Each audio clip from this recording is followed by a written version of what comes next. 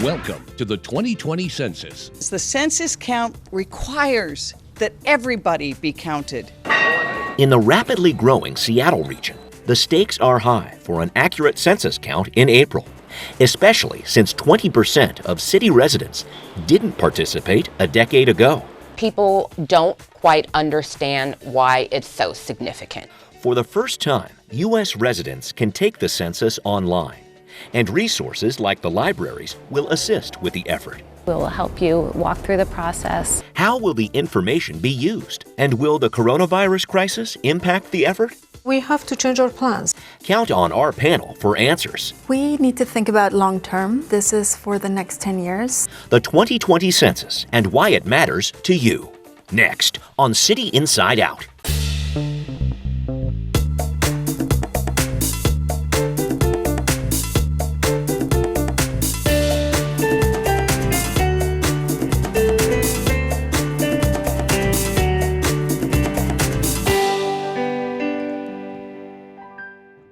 Welcome to this edition of City Inside Out. I'm your host, Brian Callanan.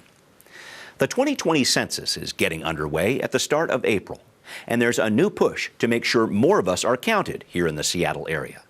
The city, King County, and the Seattle Foundation have invested $1 million in a regional census fund to connect with traditionally undercounted populations.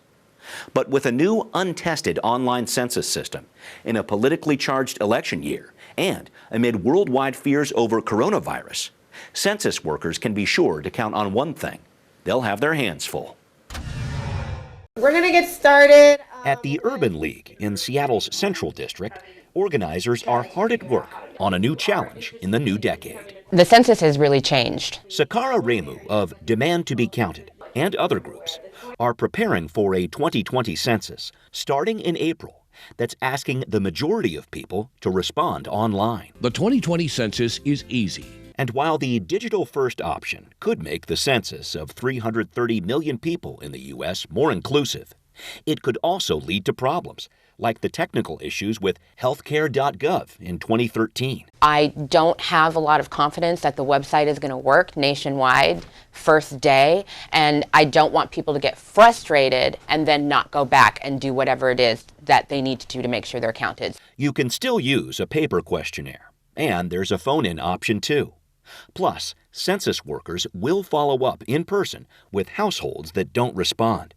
But thanks to the new tech, the Census Bureau plans to hire about half as many workers as it did in 2010, which Remmu says should be a wake-up call for local community groups to get involved. We're relying on community and relying on the resources that we're building up during this effort to make sure that everyone is counted. We know that we are one of the fastest growing cities and regions in America right now. The census is a high-stakes test for Seattle and King County, which teamed up with the Seattle Foundation last year to establish a $1 million regional census fund to help community organizations in the effort to count everyone. We know that communities of color and those who have been purposely excluded distrust government, and for good reason. Mayor Jenny Durkin says in the 2010 census, more than 20% of Seattleites did not respond, triggering a census worker visit. Your responses help to determine the number of seats each state has in Congress. But with billions of dollars in federal support on the line nationwide, for programs like Head Start for early education, SNAP for food assistance, and Medicaid, the call to be counted carries major political and economic importance. We know that we are in a unique position to be able to offer support. Valerie Wonder is the interim manager of the downtown region of the Seattle Public Library,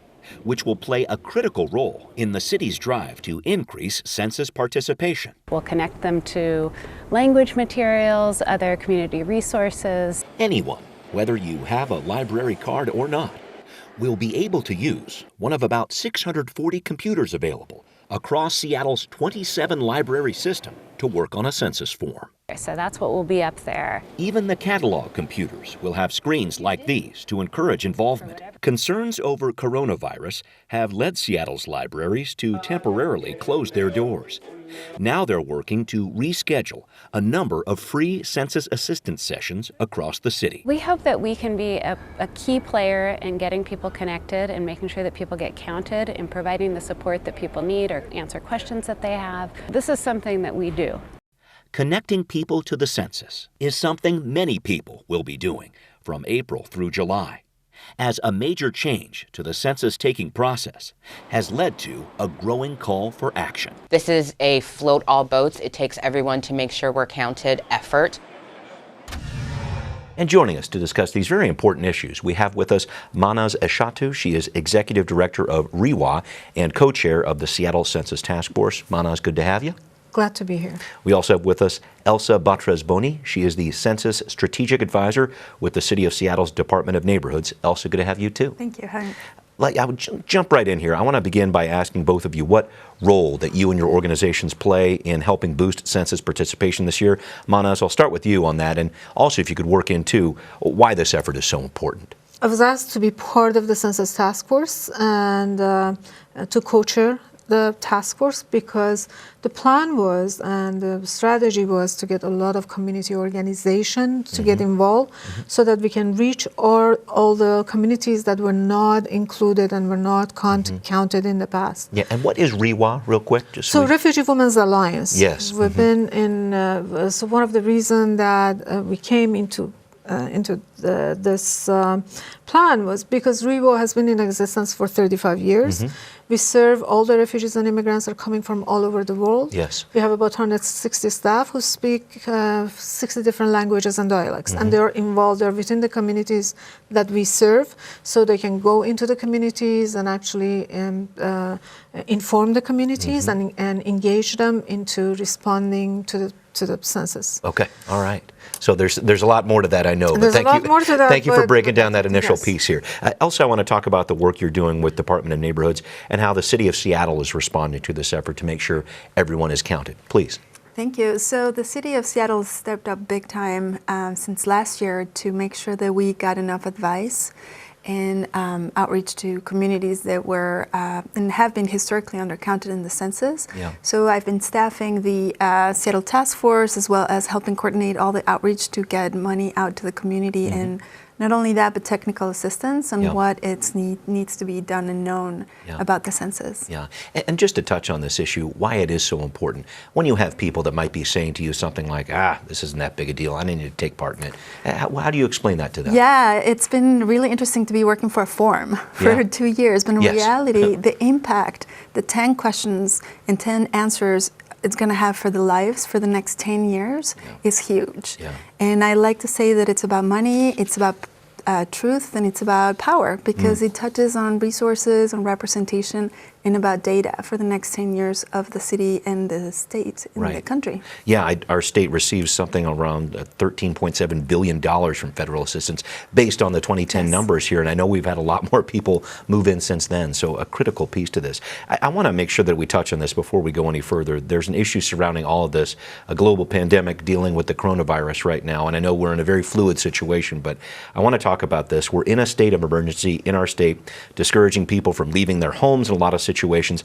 What are your concerns as to how coronavirus will impact the 2020 census? Mahnaz, I'll start with you. Well, my concern is that we're not going to be able to, we all had plans. We worked with a lot of community organizations and we all had the strategies and plans in place with workshops and different things. We have to change the way that we were thinking. We're going to reach the communities and we have to strategize and redo.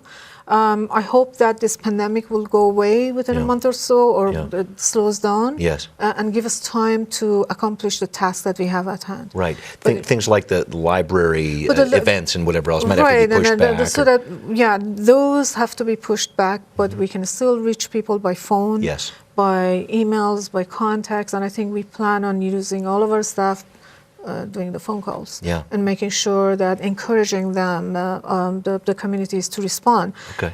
Pandemic is not the only thing. People, at least refugees and immigrants, are are afraid of responding to any engagement with the government. Yes. And so we already had a difficult task at hand, and now we have to re-strategize. Let me jump back on that topic in just a little bit. I want to make sure I get Elsa's point of view here too, because I really look at this online option. That's something very good when you think about people not being encouraged to go outdoors or whatever else. But I know also there is a concern. Some of the people you are dealing with are not necessarily online. Yeah. Let's talk about that. I know there's some race and social justice issues we need to cover, but just in terms of actually physically, logistically getting to some of these people who are not online, we could have some issues here with the coronavirus. I mean, it was one of the biggest issues we had already. Yes. And so I'm really hopeful that what we've created is a good network that we can activate to get as many resources as we can in terms of how do we actually do the census online. Yeah. So we can use the phones. Our communities use different platforms like, WhatsApp, Facebook, Instagram, so we can activate those and get it done. But it's definitely an issue, and the Census Bureau bet that this was going to be an easier option, and we knew that for our communities, our parents, our folks who don't have, as easy for others to access the internet. Right. We were going to be using the libraries and community centers. We will engage them, and we're getting ready. The City of Seattle is trying to get ready to see how are we going to be using those resources and those networks that we already had for that. Time marches on. The census does not stop, even though we are dealing with the pandemic here. I wanted to touch on one more piece here, Elsa, with this. I know the city has been working with the county, with the Seattle Foundation on this regional census fund, and part of that was actually using some ethnic media outlets, as sending some money their way to try to use them. How have those outlets helped? Maybe there's some examples you can think of situations where they've helped make connections with people. Yes, absolutely. We also partner with the state for ethnic media, ethnic and minority media, and they're going to be our best partners right now. We just had a call yesterday when we asked them to please help us out, and everything that they have produced to even ramp up and do it even more than they were trying to do. Okay. Because we have some great materials that they have produced that they detail how to go online, how to do it, what are those fears, what happens, to talk about the confidentiality, to talk about how the census is not going to be sharing information with any other agencies, which is, and it was, and it has been one of the biggest concerns, right? The people don't know that the Census Bureau cannot share this information with other agencies. Mahnaz, just talking about that, the impact you think some of these ethnic minority media outlets might be having here. I think it can't be understated. This is a very important piece of this response here. Well, I think it's really important because the ethnic minority communication outlets will probably speak the languages of the people that we're trying to reach. There are dozens in the city alone. Dozens in the city, and they also have that. They could be considered as trusted advisors as well. So the translation in the language and the way that people need to realize or understand, and also the trust. So I think that when it's coming from the ethnic minority organization or communication channels, it's much more forceful. And I want to dive into that whole trust issue, because I know when the Regional Census Fund was started up last year, there were a number of concerns about this and really pointed at the underrepresented communities who were afraid to be counted. And I want to try to explain why as best we can. I know last year the president was calling for a citizenship question to be placed on the census. That did not materialize, but I think there's still some lingering distrust, perhaps because of that, perhaps because of other issues. Can you talk about that, what that's like, how that impacts your work, that type of distrust, how you get past it? Well, yes, we started that distrust with the government level since the new administration. Well, it's not new anymore. With this in a few years, in a few years, because of the issues that has been created for refugees and immigrants. It's some of the immigration That alone, yes. The immigration alone, and then the things that are not being done by policy, they're doing it with administration work. Yes. And so they create that level of distrust. The public charge is one of those. Yes, that's a big issue. People are afraid of even going if they need to get food from, or get subsidies to help them for a while. Just like any other, disadvantaged communities, they're afraid of going and doing that because of this trust that has been created.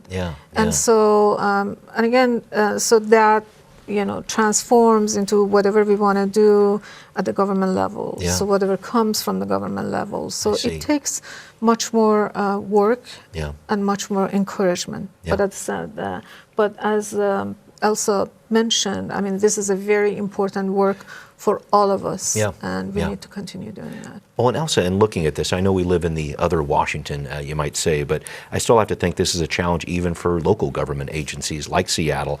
What sort of trust issues are you dealing with? How do you overcome them in your work? Yes, absolutely. I mean, the citizenship question is one that we just need to make sure that people know that it will not be included in the census. One other challenge is the general distrust of government and also about sharing information with anybody. And so I was having a conversation with millennials, for instance, young people who were saying, why should I be sharing this information? Don't we all know that? Doesn't like big companies and like Facebook and Amazon know that already? And it was good. I had to have many conversations with college students by saying, yes, but the government does not use that data to allocate resources and then allocate representation or for planning for the next 10 years for schools, nursing homes. And so there was a little light bulb that went like, oh, I get it. Right. So there are many challenges with different communities, whether we have to, it's been a challenge to know it's not a program that it's run by the city or the local government. It is a program run by a federal agency, but that has implications. And so it's been challenging to speak on behalf or another program that we have another no voice for control that. over. But we are speaking on behalf of the benefits and also not only about the resources that we will be able to use, but how much of this we have been contributing with our taxes. This is money that we produce too. I mean, there's a possibility of another congressional seat. We've been growing that quickly. And it's interesting to hear you say you're talking to college students, relatively well-educated people who just don't have an idea about it. Or what have you seen? I mean, it happens so far apart. I mean, 10 years, I like to ask people, what were you doing 10 years ago? And people are like, what landmarks did you have? Some people were not even in the country. Some colleagues have told me they were in elementary school. There's so many things that happen that you forget. And like any other government agency or operation, you have to remind people why it's so important and why it needs to happen. And then so remember and reminding everybody that it's going to happen. That's a challenge. And it's a normal, regular challenge. I wanted to touch on one piece too, and Elsa, maybe I can start with you.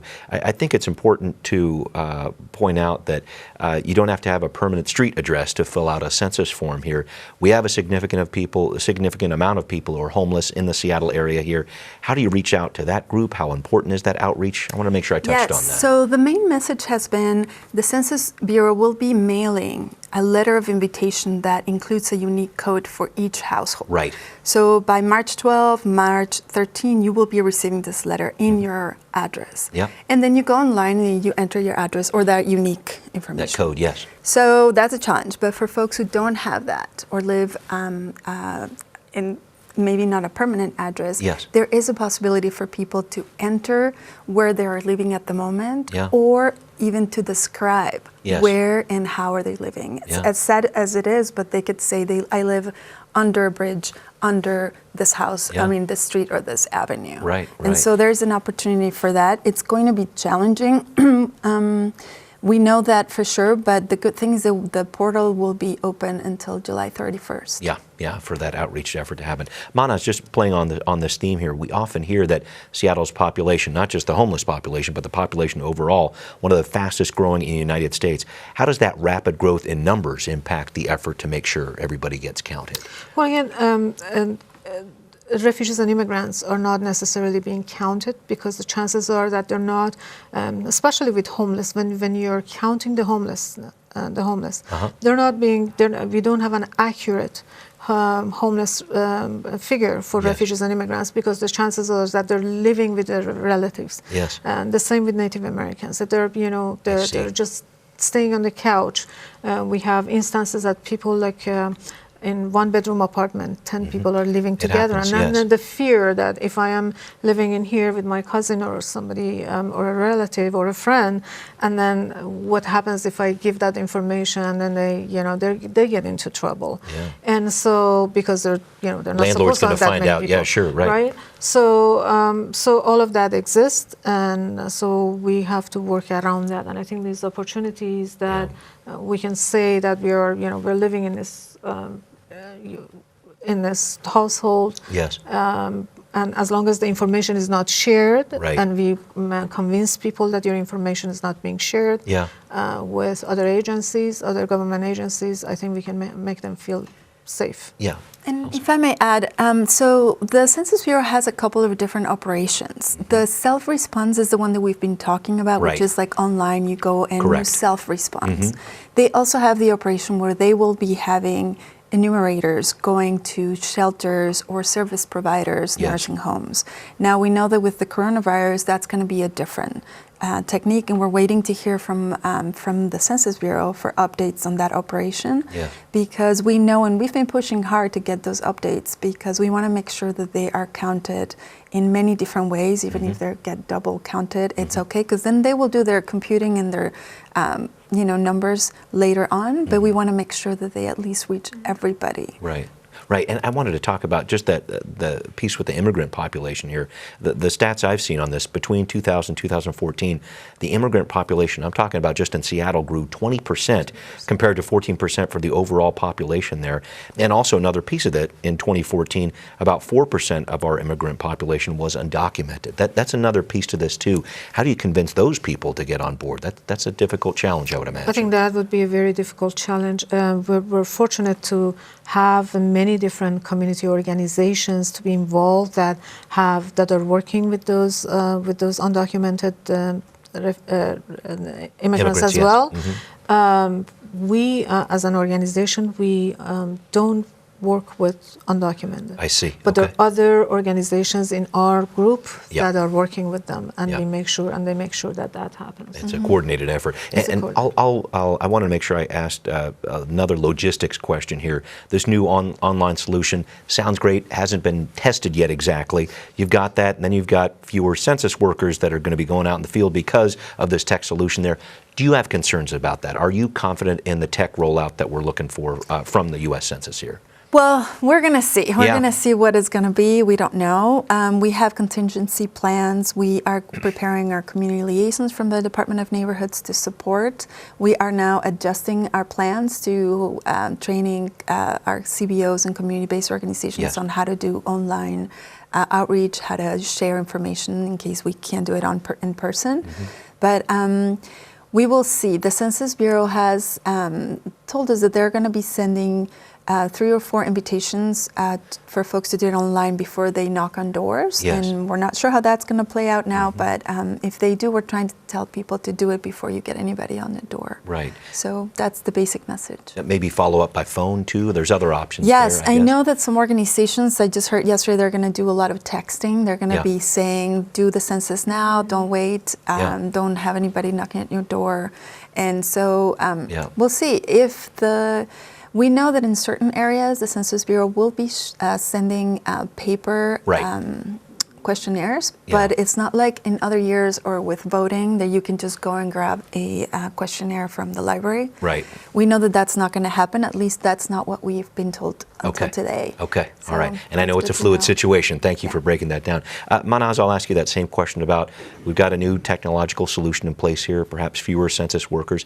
Are you confident in this system going forward? What are your thoughts about it? We have to change our plans. So we're using phones, Zoom, doing webinars and those kind of things. Right, just your meetings even and before we're just getting all of us involved to just make a phone call, encourage people by that text. vehicle that we have, remote, that we have to reach out to people. We're going to employ those. Okay. I know there's going to be a lot of work. It's going to be a lot of work. Yeah. I need to start wrapping up the show, and I really thank both of you for your input here. Mahnaz, I'll ask you this question. I'll move on to Elsa after that. Just in talking about your expectations and hopes for this year's census, and maybe a final call to action, too, as we finish up the show, what's the most important message people need to hear from your perspective when it comes to the census? So when it comes, especially for the population that we serve, it is important that we respond to the census and we provide accurate information, because it impacts all the services that they receive, including the few months of subsidies that they may receive when they enter, for refugees when they enter the United States. The healthcare, the education, all the roads, everything is depending on that, and it is important that we are all involved in responding to the census, especially for the newcomers who are coming here to build better lives. Yeah. And this is an opportunity. Got it. All right. Elsa, realizing that we're in a fluid situation with the coronavirus crisis that we're involved right now, your final thoughts here, expectations, hopes for the census, call to action as we wrap up the show, please. We need to think about long term. This is for the next 10 years. If you have a 5-year-old, think about them for the next 10 years. Where will they be and what will they be needing in terms of resources, schools, or grandparents, nursing homes? And so I have high hopes that we have done a lot of work and that it's going to be successful, and that our communities understand what this work is going to need from everybody, which is a big push. To just tell folks, go online, do it, and if you have questions, reach out by phone or the internet or whatever it is that you use, Facebook, for help. We're expecting the best participation. In 2010, we had one of the highest rates of participation in the nation, so we hope to, even under our circumstances, we can get to there. Right, right. I know last time around 20% of the people in Seattle didn't respond. How do you change that number? I guess that's the big one. Well, that's been what we've been trying to work on. Just working with community trusted messengers from the ground up. Having this conversation with community leaders first, because those are the folks that you're going to go and ask questions to. Those are the folks that you trust to say, I got this in the mail. What do I do with this now? All right. All right. Well, thank you both very much for this input. I really do appreciate it. Make sure you fill out your census. We will be right back. It gives more of a vote to the people where they're living instead of the people where they're not. It's important because the government gets an accurate read of how many people are here. It's a possibility people will try to avoid it or not participate at all because of that, for fear of being deported. We need to be counted. We'd like to know what you think. Send us an email at contact@seattlechannel.org or find us on Facebook, Twitter, and Instagram. Before we close today, it's time for our weekly CIO poll. How do you plan to participate in the 2020 census? Will you fill it out online or by phone? Or are you planning to mail it in or wait for an in-person visit with a census taker? Or perhaps you've decided not to take the census. We want to know what you think. Cast your vote and weigh in with your comments at our website, seattlechannel.org/cityinsideout. While you're there, you can watch our programs online anytime. Coming up next week, coping with the coronavirus crisis and the new normal under a state of emergency. We bring you the latest next time on City Inside Out. I hope you join us.